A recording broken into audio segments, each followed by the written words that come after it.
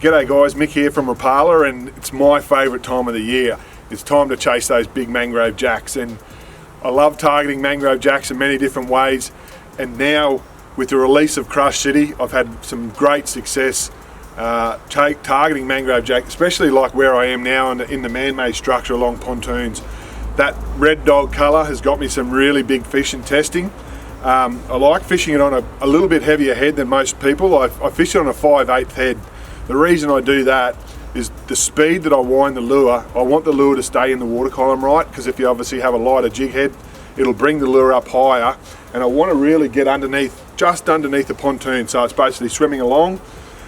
Mix up the cadence when you wind it back, so fast winds, pause every now and then on the wind, and you'll be surprised at how many fish will eat it on that tiny little pause. So definitely go and check out the CrushCity heavy hitter. That's my #1 pick. My #2 pick from Rapala is, and I love fishing bridge pylons with it, and again I've had a lot of success, is a little Shad Rap Elite 75.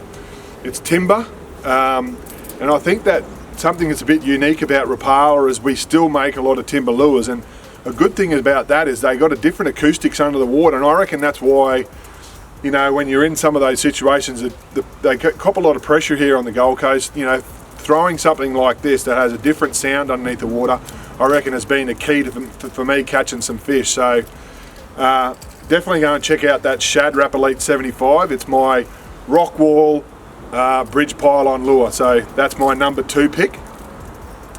And lastly, my third pick, and probably the best way to chase mangrove jack, is on top water.